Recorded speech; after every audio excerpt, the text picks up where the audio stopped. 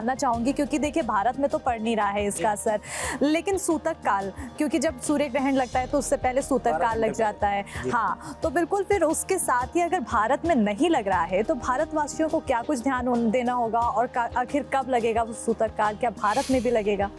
देखिए, सबसे पहली बात ये है, मेदनीय ज्योतिष के अनुसार वैसे ये ग्रहण भारत में नहीं है तो सूतक काल भी भारत में नहीं होगा, लेकिन मेदनीय ज्योतिष के अनुसार हम ब्रह्मांड की घटनाओं का विश्लेषण करते हैं तो उसमें सूर्य, बुध, राहु, चंद्रमा 4 ग्रह एक साथ बैठे हैं तो भारत की कन्या राशि आती है मेदनीय ज्योतिष के अनुसार, तो सूर्य के साथ में राहु और बुध एक साथ इन्वॉल्व है। तो ऐसा नहीं कह सकते ज्योतिष के अनुसार कि भारत पे इसका प्रभाव नहीं पड़ेगा। भारत पे भी ये जो 40 दिन है अगर देखा जाए तो अग्नि की घटनाएं ज़्यादा बढ़ जाएंगी, पहला चीज़। दूसरा, राजनीतिक हिंसाएं जैसे कलकत्ता के अंदर आपका देखने को ज़्यादा मिलेगी, पहली चीज़ ये हो गई। साथ ही साथ अगर देखा जाए तो जापान के अंदर अगर देखें या फिर आपका चीन के अंदर देखें तो भूकंप के झटके भी इससे आ सकते हैं, और हो सकता है कि ये जो हल्के झटके जो है भारत भी 7 दिन के अंदर महसूस करे। हालांकि बड़ा प्रभाव नहीं होगा, लेकिन 7 दिन के अंदर कोई भूकंप का झटका आ सकता है। ग्रहण यहाँ नहीं है, लेकिन युति से देखिएगा ज्योतिष के प्रभाव का कि ग्रहण यहाँ है नहीं, फिर भी भूकंप के झटके यहाँ पर आ सकते हैं।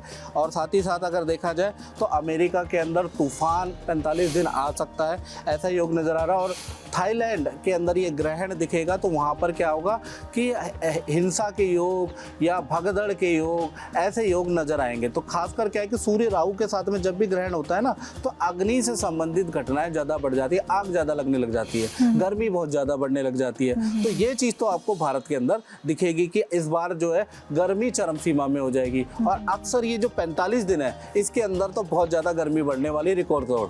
तो ये सूर्य राहु का जो ग्रहण है उस वजह से ऐसा होने वाला है। बिल्कुल, कुल मिलाकर ये जो गर्मी पड़ रही है, जो हमारे क्लाइमेट चेंज दिख रहा है, ये सीधे तौर पर सूर्य ग्रहण का असर पंडित जी द्वारा बताया गया है जिसकी वजह से हो रहा है। तो ऐसे में हमें सावधानियां बरतने की ज़रूरत है। साध्वी जी, आपसे जानना चाहूँगी, क्योंकि मंत्रोच्चारण जितना ज़्यादा हम करेंगे उतना ज़्यादा सकारात्मकता फैलेगी, हमारे आसपास ऊर्जा अच्छी रहेगी। आखिर कौन सा वो मंत्र है जिसका उच्चारण किया जाए तो लोगों का जीवन खुशहाली से भरा रहे, इस सूर्य ग्रहण के दौरान लोग सकारात्मक रहें? आदित्य हृदय स्तोत्र का पाठ आप ज़रूर कीजिएगा, बच्चों को करना चाहिए, क्योंकि इससे अब इस पाठ के फ़ायदे ये हैं, आपके स्वास्थ्य से लेके, आपके मान सम्मान से लेके, आपकी जॉब से लेके, आपके वैभव ऐश्वर्य में, सब में ये कार्य करता है। तो बिल्कुल आदित्य हृदय स्तोत्रम का पाठ आप ज़रूर कीजिए। बिल्कुल, तो जैसा कि साध्वी जी ने बताया कि जितना ज़्यादा आप पाठ करेंगे उतना ज़्यादा आपके आसपास ऊर्जा और सकारात्मकता रहेगी। राखी जी, मैं आपसे जानना चाहूँगी, क्योंकि अब ये सूर्य ग्रहण पड़ रहा है, तो जब भी सूर्य ग्रहण पड़ता है तो इसको लेकर कई तरह की पौराणिक कथाएं बताई जाती है। मैं ये जानना चाहूँगी कि आखिर ये सूर्य ग्रहण पड़ता क्यों है? आपने कथा की बात कही, तो ग्रहण क्यों पड़ता है तो मैं बता दूं, राहु और केतु की वजह से पड़ता है। इसकी पौराणिक कथा ये है कि जब समुद्र मंथन हो रहा था तो समुद्र मंथन में कलश निकला, अमृत कलश। अब वो देवी देवताओं में बांटना था, विष्णु भगवान मोहिनी रूप लेकर बैठ गए और वो बांटने लगे। तो राहु केतु ने सोचा कि ये सिर्फ भगवानों को ही क्यों मिले, ये सिर्फ देवताओं को क्यों मिले, राक्षसों का भी इसके ऊपर पूरा हक होना चाहिए। तो उन्होंने क्या किया, वो अपना रूप बदल के राहु केतु जो है देवता बनकर बैठ गए। लेकिन चंद्रमा ने इशारा कर कर बता दिया विष्णु भगवान को कि ये तो राक्षस है, और भगवान विष्णु ने अपने चक्र से उनका गर्दन काट दी, उनका धड़ और उनका जो शरीर है वो अलग हो गया।